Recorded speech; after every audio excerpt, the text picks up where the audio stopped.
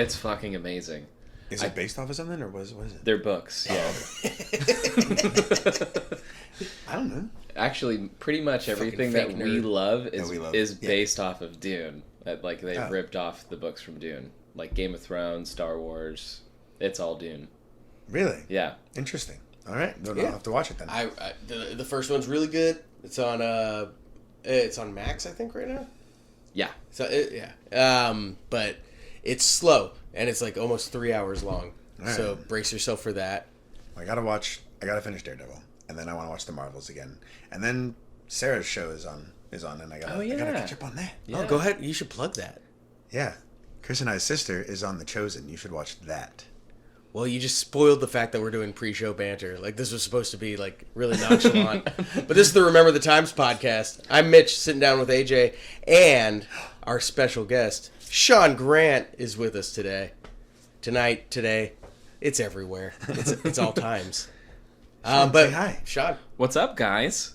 Thank you for having me. I'm stoked to be here. They can't respond. I was talking to you. Oh, us? Yeah.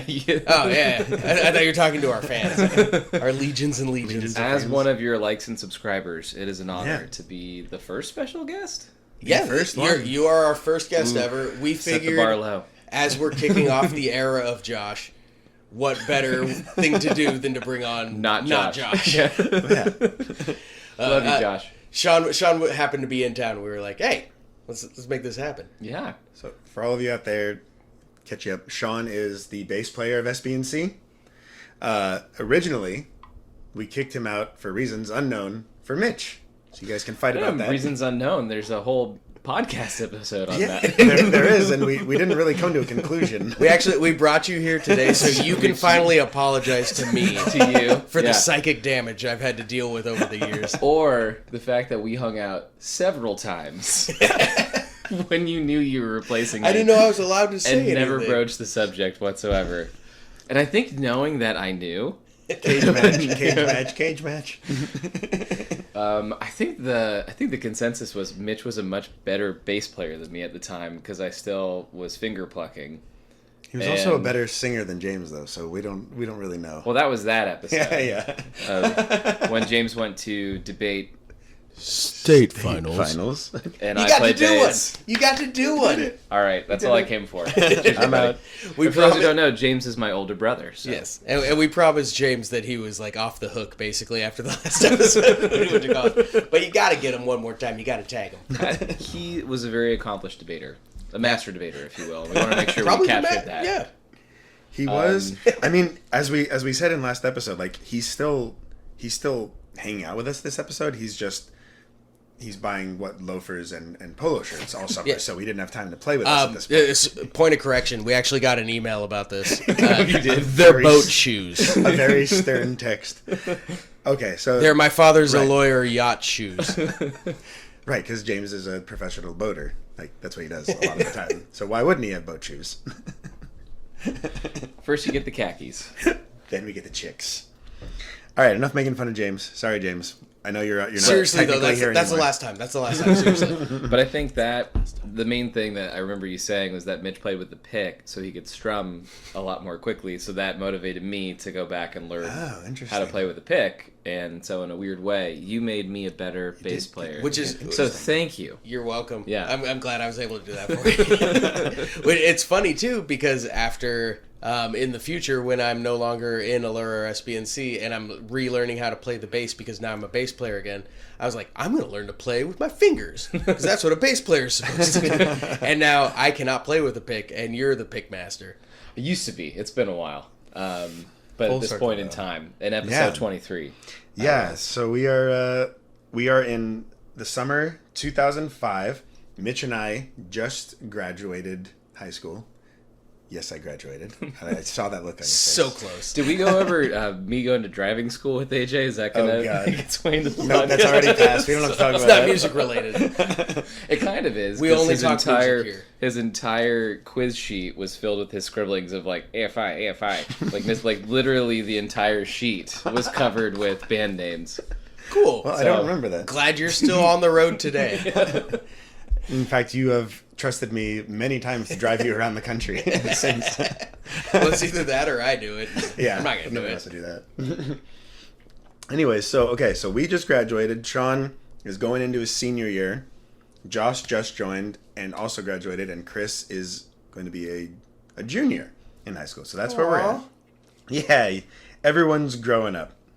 And as we said, James is he's still here, but he's got things to do. Yeah, he's getting ready for the next step. Yeah, he went to Georgetown. So what did we do that summer? We didn't play very much. We did get to go to a couple of legendary shows. Mitch and I. Did you go? We went to Catalina to Pennywise's CD release show. I didn't go to that. Yeah. Death by Stereo played, right? Yeah, so Yanni from AMI, who we've talked about a lot, who's basically got us our start in this, gave us free tickets. So we thought we were coming up because we got free stuff. Yeah, we're getting hookups. I would be stoked on that now. Yeah. He was like, hey, here's free tickets to a Pennywise Death by Stereo show. I think we just had to figure out our boat trip. Right. Yeah. It's like, you can get in, just get to Catalina. That's why James was getting the boat shoes. Oh my god, it makes sense. He's more punk rock than all of us. They had their CD release show, Pennywise did, on Catalina, which for all of you who don't live in LA, Catalina is an island off the coast of California. So it was a very, very cool place to do a CD release show. Do you remember much about that show? The only thing I really remember is we ran into our wrestling coach. like on our way out of the show. Coach Kelly. Really? There's Coach Kelly, and then there was his brother had been like kind of like assistant coaching for a little bit, and he was hammered. Yeah, I remember that now. And so I have a tattoo on my chest that says in memory of God, which is my dad's initials. Right. But he approached me like very aggressively at first and put his hand out. He was like, "What's that supposed to mean?" and I was like, "It's my dad's initials," and he was just like, "I'm so sorry." Like, immediately flipped around and like wanted to hug. I thought this was like a Nietzsche thing. God is dead. God is dead. But no, he like gave me a really big hug and was like the sweetest guy in the world. But that's my main memory of the show. I remember there was while we were waiting in line, there was an advertisement for Wedding Crashers because that was about to come out. Yeah. I remember that. I remember. So the sound went out during Pennywise's set, and everybody was screaming "fuck authority" to nothing because there was nobody was playing. You couldn't hear anything, but everybody kept singing along. That was pretty rad. That's cool. That was a very epic show. I also have a vague memory that we didn't really know how we were going to get home. I'm gonna be honest. I don't remember going there or getting back. Figured out the boat there, but not. Yeah, I think we were like gonna try to take the boat back, but we didn't have anywhere to stay. And then there was like talk about maybe sleeping at the dock or something. And like curl it up in a ball. Oh no! I literally have zero memory of either boat. I just remember being there. So yeah. Well, this would be a good time to plug the Catalina Express if you're looking for sponsors. Yeah, that's how you gotta go. This episode of Remember the Times is brought to you by the Catalina Express. Do you need to get to Catalina and there's literally only one way there unless you have a boat or a helicopter? Catalina Express. It's expensive. Catalina wine mixer. And then I'm thankful for Step Brothers for putting Catalina on the map for that. Absolutely. I guess I should have led with that. Well, that was summer of 07, so. Right. Or 8. Okay. I also, that summer, I went to go see AFI for my very first time. It was the last show on the Sing the Sorrow tour. Drove to San Diego with my girlfriend to see them at Street Scene. The headliners were AFI, Jimmy Eat World, and Exhibit. Pretty weird. That's awesome. It's an interesting lineup. Yeah. And then on a side stage, it was like right before they blew up, but the Killers were playing at like 2 p.m. during the day. I remember you talking about that show. And it was so, I saw them play to like 20 people. Yeah. Strangely enough, about a year later, my dad somehow got free tickets to see the Killers, and it was their headlining show at Long Beach Theater, and Chris and I went with him, and we both fell asleep. I remember, I tell everybody that anytime anybody mentions the Killers, like, Yeah. I don't know, my buddy saw them and he like fell asleep during their concert. And Hot Fuss is like It's a still great album. their best album. I liked it a lot. The first like 5 or 6 songs are still on the radio. I loved it. It was just like when you're playing the stage is huge when you're playing that big, and they weren't moving even a little bit, and I think we both were just like, Maybe they were sleepy too. yeah, we both fell asleep on accident. Yeah. Oh well, but yeah, I mean, I still like that album a lot. But anyways, so I saw AFI there. Davey Havoc had to stop the show because people were getting trampled, and then people were crowd surfing during Morningstar. Totally a crowd surfing song. Yeah, and he's like, if for anybody who doesn't know that song, it's an acoustic song. Yes, went over that in a recent episode. Yeah. Didn't you play it at like the bank with the wrestling? We did. We played it. It's a very like somber, slow song. It's great for a bonfire at Dockweiler. Yeah, That was when we did that then. Not for crowd surfing, No. but so he literally goes, he's like, you guys are crowd surfing during Morningstar. You're all morons. To the crowd. I want to go home.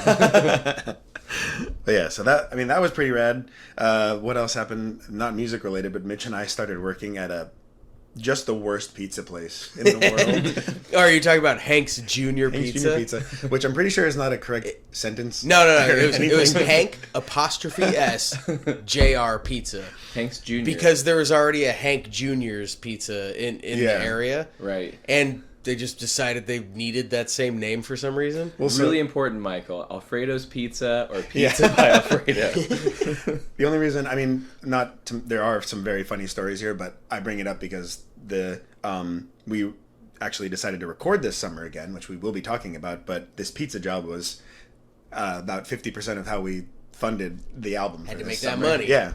So John, the bass player of Allura, was going out looking for jobs. His dad was making him get a job that summer. And I was just hanging out with him. I was like, yeah, I'll go with you. I had no intention of doing any of this. But we got to the pizza place, and the owner just handed us 2 blank sheets of paper. And John wrote out his availability, and I was like, fuck it, I'll do it. So I wrote out my availability. The only difference was that I wrote that I could work less than him, and he gave me the job. I like a man who's busy. And then He's got other stuff going And then he immediately regretted that decision. And then I got John and Mitch and our friend Mike all a job right afterwards. I don't think he even remembered that he didn't hire John before. This is a pretty good guy. I'm surprised he didn't come on his own. It was so bad. It was ludicrous. And it was pre-GPS. So we would get directions, or like there was a map on the wall for like, here's where the pizza's going. And I remember one time getting so lost that I had to call my mom, and she pulled it up on MapQuest, and it was like, you're really far away from that house. And I had to call back to HQ at Hank's Jr. Pizza, and just like, yeah, this one's not gonna happen, man. I'm so sorry. I'm still dying about Hank's Jr. Yeah. He would never write out a schedule. Just at the end of the night, he would just go, see you tomorrow at 5:00. Yeah, that's So when we you're basically working. worked for like 2 months straight. It was like, I have to. Oh, fine. I'll see you later. I'll see you tomorrow. Oh, I'll see you another time. And then our buddy Mike, every night at the end, he would go, I'm going to rob you tonight. Because you could see the alarm for the thing just went all the way up along the wall, and it was just plugged into the bathroom. And all you had to do is just take out the plug and out. Just And so we you know, also, tonight's the night. yeah. It's gonna happen. This guy actually is going to come up in a later episode, but we worked with a guy who had a tattoo of a spider on his face. Do you remember this guy? I don't remember his name.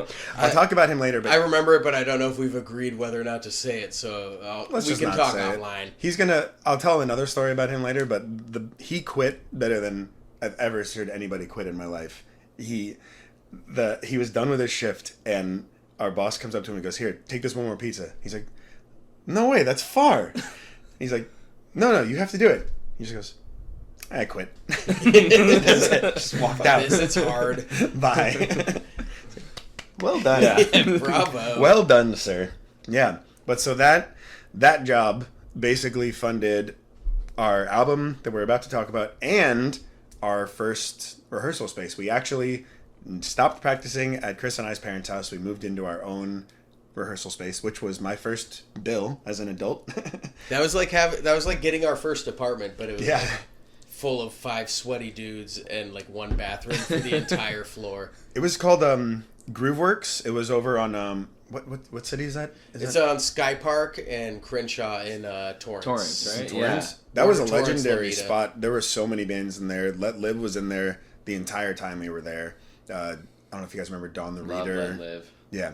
I think The Ghost Inside was in there too, or A Dying Dream. I can't remember for sure, but yeah, that place was rad. They had a they had a different like sub building off to the side where they had kind of like a small little showcase Yeah, area, yeah. and I recorded a music video there with the pop punk band. Right, yeah. We're gonna have to get to that, but yeah. Yeah, and the manager slept there. That was kind of weird. Lived there? Yeah, he lived there. Yeah. He had to make sure that everything was on the up and up.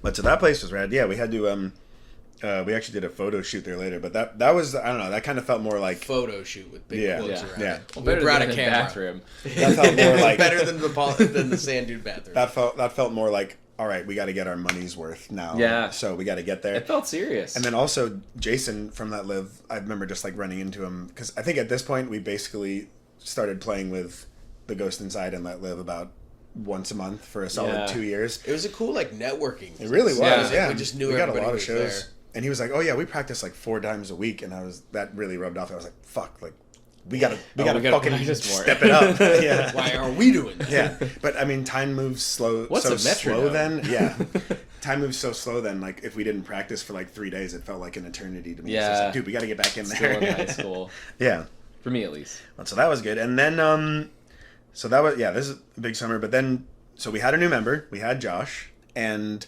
we right off the gate just started writing a ton of songs. I know it was a big change for me and you. I can just confidently AJ say is pointing at me. Yeah, for Sean. For those just maybe listening. for Mitch the as audio well. listeners. So this was the point where we actually started writing metal songs. Yeah. For everyone involved. I think because we talked about it in the last episode that we were like, all right, now we got Josh. Now it's time to like fully pivot Step the it band up. to what we've kind of always been trending we were towards. wanting to. anyways. And but like I said last episode, 100%, he was just better than me. So I think there was no like, oh, I'm still gonna be lead. Like, what am I gonna do? Like he's fucking better than me. So I just started like trying to sing more, like practice singing. Like while I was delivering pizzas, I was just singing to like Mesmerize, System of a Down, like the whole time, just trying to practice Me harmonies too at and stuff. Becker's. That was the summer I started working at Becker's to make money for the band. Okay, yeah, and there I you was go. Rocking out to Jack FM. The whole time. But yeah, so I kind of just when Josh joined, I was like, all right, I'm gonna try and get better, but he's better than me now, so I'm gonna practice singing so I can be the harmony guy for Mitch, and I'm just gonna play rhythm. And then obviously metal's a vastly different style for you. For the bass. Yeah. Yes. We were really happy I picked up the pick earlier. Yeah. It came in handy there.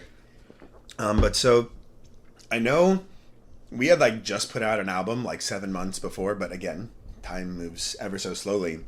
And I 100% remember, I think it was just because we finally had all these songs that we were really excited about, but Chris was like, dude, we got to get some of these new ones going. Like, he was the one who basically championed it. He got, actually, okay, so Chris got the number for Sharon Oliphant, who we recorded our very first low class demo with. Now that note makes sense that I have the credit. Yeah. The pseudonym.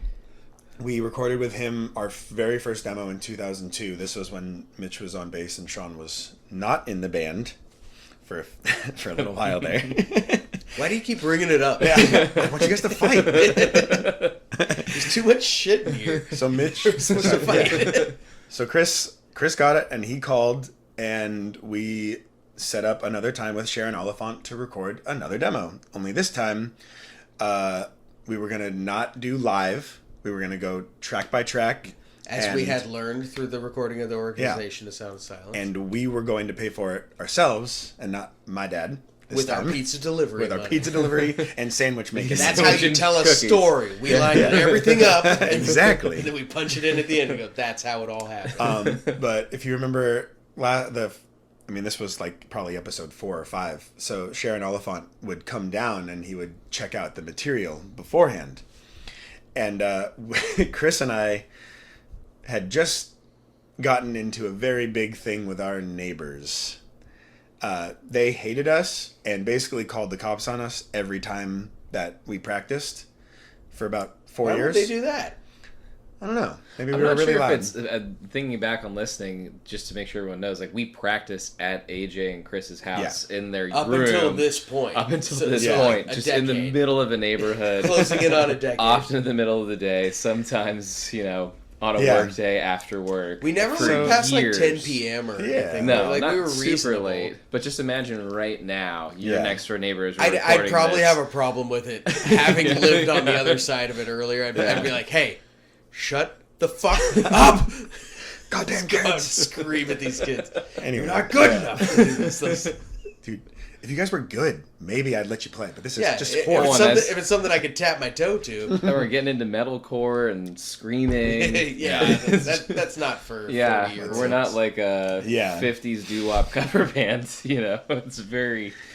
But so, long story short, not to get into too many details, they tried to get a restraining order on me and Chris. We'll just leave it at that. And so this happened like the day that Sharon Oliphant was going to come down. So we scrambled, we grabbed all of our gear and went to Josh's house, and we practiced in Josh's garage for Sharon Oliphant. Yeah. Remember that? I do remember that. You remember I have that? no recollection of that. God, he's just the worst, isn't he? What happened to my brain? I'm here for revenge. This is to replace you. Was I there? It's gonna be super awkward if you just start filming all of these podcasts in my office when I have to just sit outside. Especially since I don't live here, just spending thousands of dollars to fly out every week. But so for anybody who listened before or has not heard the old episode, Sharon Oliphant's studio was in his house up in Silver Lake. So we had to drive a solid hour and a half every time to go record. Like 15 miles. Yeah. Yeah. An LA 15 miles, which is fucking forever. But I kind of think we went back to our old thing. I don't have any memories of us going like separately. I think we were all there pretty much every time. Well, so at this point, I had White Lightning, my famous minivan, and I had a minivan, and I would drive everybody all the time, unless you were driving. And Josh had a baby blue pickup truck. So we just had some great cars. Josh had a baby blue pickup truck that was like a 2-seater. I had a Scion XB. I think at this time. Maybe we should stop talking about our cars. It doesn't look good on a metal band. Super lame. But also think back to AJ and I both delivering pizzas in our minivans. It's very fuel efficient. That does make sense that Hank's Jr. Pizza did not give you cars to use. No.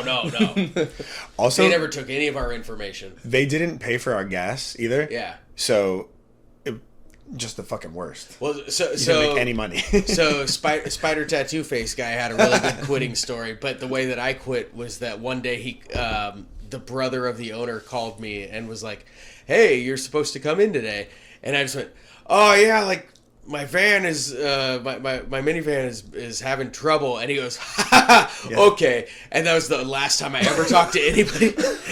I was driving it at the time, so I like to think that he like heard the wind whooshing by, and it's just like, all right, well, I hear you're driving. Okay. I was right next to him when you called, so I got to see him laugh at you. It was pretty funny. He goes, okay. It's like, if there's something wrong with my van, it's because I had to use it for your shitty job. He also used to fall asleep in his car in the back all the time. That was weird. He would take little 5-minute snoozers. I think that guy might really be dead. I'm gonna go ahead and say drugs, probably. Maybe so. Yeah. But anyways, okay. I think there's a Hank's Jr. spin-off podcast. Yeah. Oh, last Hank's Jr. story. I remember one time showing up, and the owner and his brother were sitting with their mom, and they were going through a bunch of IDs, and they had a whole bunch of like important documentation. They're flipping through it, and she just goes, "That one," and I have no idea what any of it had to do with. It was like a stack of passports, and they were like picking one out for her. Oh dear. Interesting. Something shady was afoot at Hank's Jr. Pizza. It's no longer there, so it doesn't matter. I'm not snitching on nobody. So back to Sharon Oliphant's studio up in Silver Lake. Do you guys have any real memories about this recording process? Stop looking at my notes. It's hard. It's hard not to. Well, the question for you, I also felt like compared to the previous two recordings, Darren was Sharon Oliphant was That's why you'll never replace me. Leaving that out. But by the hour or day, like I felt like the other ones, it was more of a we're recording this number of songs and that's how they build us. But we really had to come with our shit together because we were paying him by the day. And that was something that also made it feel a lot more serious. And I remember being like stressed out because it was like we're sitting there watching them kind of like dial things on the thing. We're like, you're just wasting our time. Yeah, you're wasting our money. Like, oh, you're burning through it. I know you are. If I remember correctly, we paid him $2,000. That's what my head. It was a lot. It was a lot. We probably at the end we're songs. just like at the end we're probably just like let's just call it this. Yeah, maybe so. But yeah. But so it was all track by track. But I definitely remember that we brought up all of our friends again to do the backing vocals, and there's like probably 11 of us in there, and there's this one song that has like a gallop part, or a lot of the song is a gallop. And our buddy Ryan, while we were listening back, he did an entire like jousting fight scene. While we were, and he was like just fighting by himself for like 5 minutes, just entertaining himself. Just having a great old time. Yeah. Ryan, hello, if you're listening. And that's why you bring friends to recording sessions. Yeah, exactly. To break up the monotony. There was probably like a good 12-hour days. Sean got to witness it this time. So we were paying for the recording by ourselves. We actually did have money at this point, but still, lunch was a big part of the recording schedule. Taking our lunch money. Lunch was in the schedule, always had a lunch break, and we bought him lunch like every day, did we not? Yeah. Which again, at this point, now that I'm not 19, I happily offer every time I'm recording. Yeah. But at the time, I was like, man. I would have been 17, and I'm just picturing me now as a 36-year-old asking a 17-year-old to buy me lunch. Yeah. It puts a lot of perspective thinking back on this 20 years So what later. time are you going to order us lunch?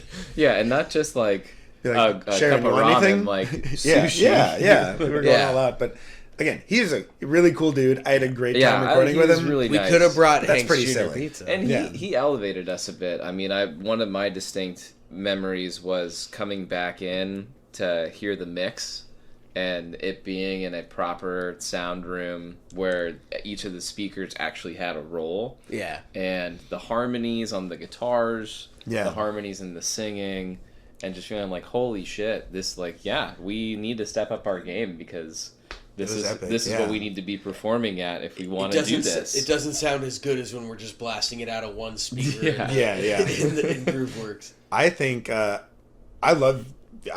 again, like I know we were talking about how last recording was like probably like your best performance. Like I think your voice changed a little bit, but I think you sound just as good on this one. I was still undergoing a thing called puberty. Yeah.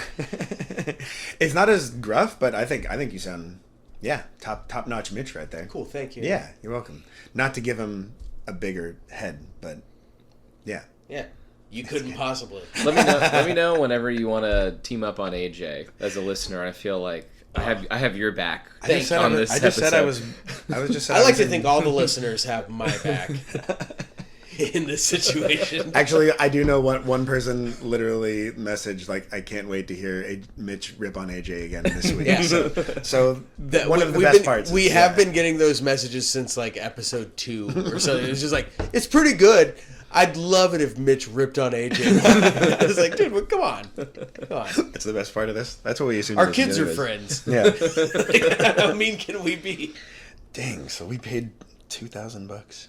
Yeah, it was something like that. Yeah, I swear it was that. That's wild, but... I think I bought my new bass for that Warwick Corvette that I used for the rest of the time in the band. I still have. I think I bought the Ampeg then, too. Really? Because I think it's that sandwich money, man. Yeah. Good old sandwich money. Sweet sandwich money. I definitely remember... Paid so much better than Hank's Jr. I think. I definitely remember being there. That this was another, like, when you said, like, I don't know how I could ever sing like that again. Like, if we were there at, like, 2 a.m. one night, and, like, you were having a really rough time getting the screaming out. And then one night, it just, like, clicked, and you did all of your parts in, like, an hour, and then you were just like, I'm done. And I was like, I need one of you guys to punch me in the throat. Yeah. I remember many times when we were like on tour or shows and stuff like that, where it was just like, everything, it works. Like I could feel it, and it's just working. And like I never figured out how or why, what would make it fall into that perfect spot. And it like oh, maybe if I had, who knows, man. I definitely don't think it was like the best mix for what we were going for, but I still think it sounds good. Oh, I I know like what this you mean. recording I know a lot. what you mean. Because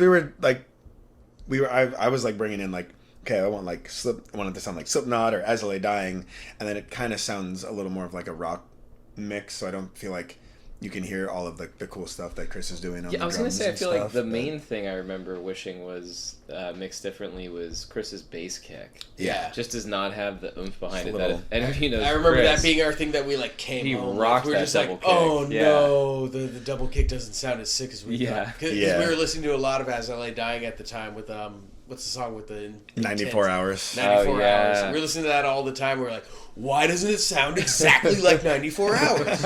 Yeah, exactly. Whatever. That guy ended up hiring a hitman to kill his wife. So Yeah. You're bringing up a lot of stuff on this. that's what I'm here for. The only thing I was really confused about, so if you listen to, actually, by the time of this recording, that EP, S.B.N.C EP, will be out on all streaming platforms. Oh my gosh. But if you I listen, can't wait to listen. if you listen to the first song, My Excuses versus Your Delusion, written by Mitch Davis, Very complex song title. it fades out, but it doesn't end. Yeah. And we asked them, we told, like, we all had it in our heads that we wanted the song to fade out. And he was just like, oh, I don't think I can do that. Like, what do you mean? I remember that being fade it really out. weird. Yeah. It was like, just fade the song out. And he was just like, oh yeah, but you can't though. We're like, what do you mean? I've heard it before. Just put the volume at 0 at the end. At some point. But so you can hear the hear song it goes like end. this, but you could also hear it end. It's just really quietly at the end. Or like, oh, that's Well, we should have fucking done horrible. one or the other. Yeah. yeah. That's just really embarrassing. Like, I fade out every one of these podcast episodes. It's a button. Yeah. You just push the quite button, easy. you just make it go to 0. I know this was 2005, but still. We must He have still not had paid buttons. for his lunch that day. Yeah. It's like, oh, I kind of thought we were getting sushi. Turns out we get pizza. Were Yeah, you? I can't fade anything out. How did you feel during this hungry. one? Were you nervous during this one, doing track by track to an actual metronome, or? I don't remember. Feeling I'm better? sure I was. Yeah. Because it did feel more adult, and I think even though it was going into my senior year, I appreciated that you guys just graduated high school, so this was now for you, like what you were trying to make happen. It's our job. Yeah. But I also felt like it was easier to do it track by track than it was to do it live, per your discussion of songs like Unsolved Mystery Yes. in previous episodes. Where it sounds Tried to do pretty it track by terrible. track, Oh but my it's God. like, but there's no bass line to Yeah. go with. It's Yeah. We did it out of order.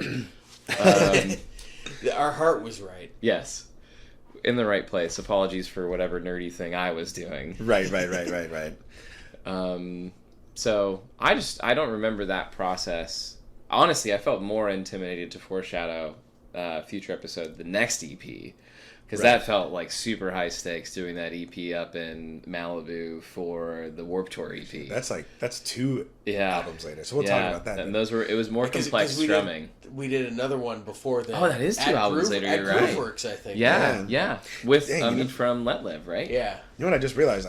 I mean, I spent a lot of money that summer. I got my first bill. Now that I'm thinking about it. I helped pay for the Thinking about it, recording, becoming an independent adult sucks. and we started getting tattoos and piercings, which is a pretty expensive habit. I got 1 or 2 before we were on Warped Tour, I think. Well, so I remember you got your chest and you had your ears pierced by that point. I got my tongue pierced, which really fucking hurt. And I had my ears pierced. Yeah. Did piercing with like a big muscle in your mouth hurt? Well, a lot of people were like, "Oh no, it didn't hurt at all." I'm tough. Like, Yeah. you're fucking stabbed with a needle. Of course it hurts. Everybody Jesus wants to Christ. pretend that none of this shit hurts. Was that It really hurts. It hurts. Spider Face guy at Hanks Jr. told you that? Yeah. Like, well, granted, I'm going to assume he was drunk a lot when he got him. That's just. I mean, it bled a whole bunch, but like it didn't really hurt. Yeah, I got my tongue pierced back further, so my dad wouldn't see it because I still wasn't allowed to get them. Oh, that's a worse spot. Yeah, and then I also, my hair was finally growing out, so I could get my ears pierced, and I just had my hair down, and my dad couldn't see it. But I was definitely about to get in a lot of trouble once he found out. I picture your dad like listening to each of these episodes with a nice like glass of scotch by his side, finally finding out all of this stuff. I don't think I said this because we're like 18 at this point. But when I was 16, I got my ears pierced the first time, and I was home, And I was like, Dad, I got something to tell you. And he sees me and he goes, "Oh, you asshole!" And he kicks me out. Doesn't let me back in the house until I take them out. You asshole! This time it stuck because obviously I still have my ears pierced. But yeah, so yeah, that was. Just had to take a bigger 18, chunk of man. your ear out. The keys truly waited till the day you were 18. Yeah. Oh my God, the song, song. So that was basically in our summer. We were in the studio a majority of it, and then the very last night we only played once, and it happened to be the day after our very last night in the studio because I just remember being up in the studio till like 5 in the morning with you. We did late sessions that Yeah. recording. I think because it was by the day. Yeah. Yeah. We're like, no, we're gonna stay until we're done. We're teenagers and we bought you sushi and pizza. If this So goes we over, did lunch. What about breakfast? if this bleeds into sleep, then we have to pay for another day. So we're staying here. And but so we actually, I think the last episode we were playing everyone's party in the entire high school because it was the end. We actually ended up playing a birthday party in Manhattan Beach the day after our last recording. So it was August 2020. Our only show of the summer was a birthday party. I don't know if you guys remember this one. It was a pool party. Pool party, right? Yeah. And so we were just in the pool all day and then played and on about an hour was worth of sleep. And then that was it. But I just remember my only memory of it is that my hair wasn't that long yet. It was only like right here. And we just got out of the pool and just played. And so I was headbanging, and my hair was just like this, like giant fro by the end of it. It's like, oh my God, this looks horrible. Do you straighten it? I mean, I definitely have in my life, but if I pull it back, it just stays straight. So, yeah. I have a vague memory of the cops being called to that party. I could see that. Yeah, we were in like sounds the familiar. Fancy Hill section of Manhattan. Yeah. Beach. Like they weren't ready for us to play a pool party in the middle of the day. It was definitely in the middle. I think it was at like 12 or 1. So someone was like, "God damn fucking kids again." I think that was the last time we got That's not permitted. That was the last time we got our cops called on us. Yeah. That was the last one, I think, that we actually got the cops called. For a show. Sure. Yeah, for a show. I have had many run-ins with the cops since then. Let's talk about those. You want to dive in? Yeah. Okay, I'll let you go on those. Drug abuse. Finally catching My up. years of drug abuse. No, I was all right. This I was the first joking, time. by the way. Well, we'll just end on this then because the show was very anticlimactic. We just played a birthday party show, and that was it. This was my first time of many of. Well, apparently I look like a drug addict from what I can tell. You have piercings and tattoos. Yeah. You must be addicted to drugs. So, James, Sean's brother, who's not in the band anymore, he's officially at debate state finals from now on. I didn't participate in that because we already said we were not going to do it anymore. You're welcome, we were at a James. party, and James asked me to go get a McDonald's, and because I don't drink, I was like, all right, yeah, I'll go for you. Go get me McDonald's. So I went to go get a McDonald's, not in my car. I was driving somebody else's car, and I drove probably about 15 minutes out of the way, and all of a sudden, a taxi pulls up next to me and is like, "Hey, look, there was 4 cop cars behind me that said they pulled me over, put me in handcuffs on the back of the car. They said I was resisting arrest, and but there's like 5 stoplights in between where I was going to McDonald's. I was like, why didn't you just come up next to me and tell me that you were there? Because I was like, I just didn't see the lights. I guess I was I think I had AFI on. I was just zoning out. But so they had me in handcuffs. Like, what are you on? Are you on was it coke, heroin? I was like, no. I was just going. I'm on Davey Havoc. Trying to get some Mickey D's. That was one of many times. But they're like, I can smell it on you. Like You can smell the heroin on you. Yeah, or alcohol. He's got a gun. Yeah, one of the many times I've been told that I can smell alcohol on me, and that's just a lie. He can't smell it because it's literally not there. But No, it's almost like sometimes these cops just lie to put you in jail. haven't gone to jail yet, but they have told me I'm a drunk a lot. But yeah, so I think that was actually that summer that I got pulled over for that, and yeah. 4 cop cars were chasing me down Pacific Coast Highway. That was your slow speed chase. Yeah. I actually did get pulled over a lot for going slow because I can't see that well, so I just drive slow, and they thought I was high. The same thing. jumping back to the beginning of the episode, it's amazing that you still have your license. Yeah, like this started with you being a pizza delivery driver. I've driven across the country like 36 times now or something. And, yeah, with these eyes. But yeah, well. And still not the most dangerous driver in the band. So no, not even close. Oh, I could be so much more dangerous. We'll get to that. We'll get to that soon too. All right. Well, I mean, that's all my memories of summer 2005. What about you guys? I think that about does it. Yeah. All right. Well, next week we're gonna have a bonus episode. We're gonna talk to you about the writing of S.B.N.C EP, which is now on all streaming platforms. You can listen to our first album with Josh. Where's Josh? Is he here? No, we brought Sean. Oh yeah, I think just for everybody's edification, if you guys want to understand Josh, just watch Spider-Man. Yeah, I literally watched Spider-Man recently. I felt like I was watching Maguire. Josh. Tobey Maguire. Tobey Maguire Spider-Man. You're watching Josh like 100%. So Spider-Man 2, regular Josh. Spider-Man 3, when he gets the symbiote, that's getting show ready, Josh. He gets like a little, and then he gets some attitude. That's Josh getting ready for a show. Oh, Josh. All right. Well, there we go.